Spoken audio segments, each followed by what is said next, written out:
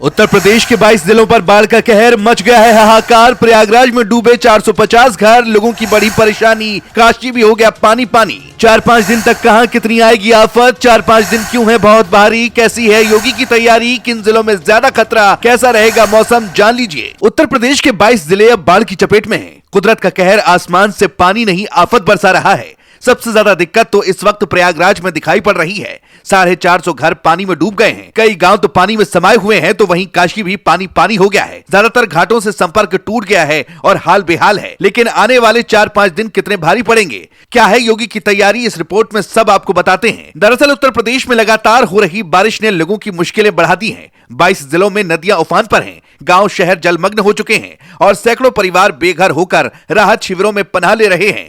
लेकिन सबसे ज्यादा खराब हालत इन दिनों प्रयागराज के हैं। यहां यमुना और गंगा का जल स्तर लगातार बढ़ रहा है।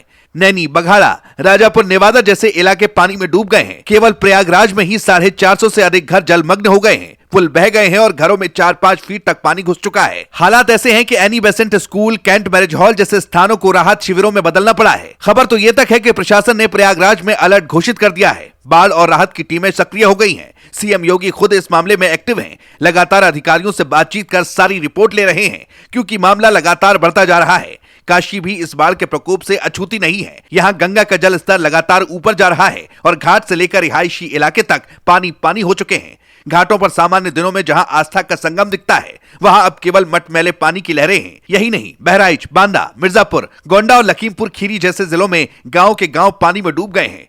खेतों की फसलें बर्बाद हो चुकी हैं। सबसे बड़ा सवाल यह है कि अगले 4-5 दिन कितने भारी पड़ने वाले हैं। मौसम विभाग और सिंचाई विभाग की रिपोर्ट साफ इशारा कर रही है कि स्थिति और बिगड़ सकती है। पहाड़ों पर बादल फटने और तेज बरसात से नदियों का रौद्र रूप और भयानक हो गया है। यही वजह है कि गंगा और यमुना का जल स्तर हर घंटे तेजी से बढ़ रहा है। केवल मंगलवार को ही फाफामऊ में गंगा का जल स्तर 118 सेंटीमीटर बढ़ गया, जबकि नैनी में यमुना 83 मीटर से ऊपर पहुंच गई। अगर यही रफ्तार रही तो अगले 4-5 दिन कई जिलों में आफत की रफ्तार और तेज हो सकती है। तो वही खतरे को देखते हुए रिपोर्ट्स में दावा किया गया है कि प्रयागराज, वाराणसी, मिर्जापुर, चंदौली, बांदा और फतेहपुर सबसे संवेदनशील है। इसके साथ ही उत्तर प्रदेश के 22 जिलों में 768 गांव डूब चुके हैं और 2.5 लाख से ज्यादा लोग सीधे प्रभावित हैं।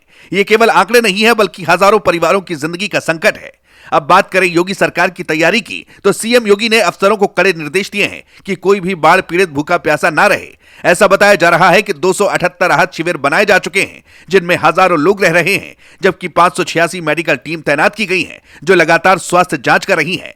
550 नावें लगाई गई हैं ताकि लोगों को सुरक्षित जगहों पर पहुंचाया जा सके।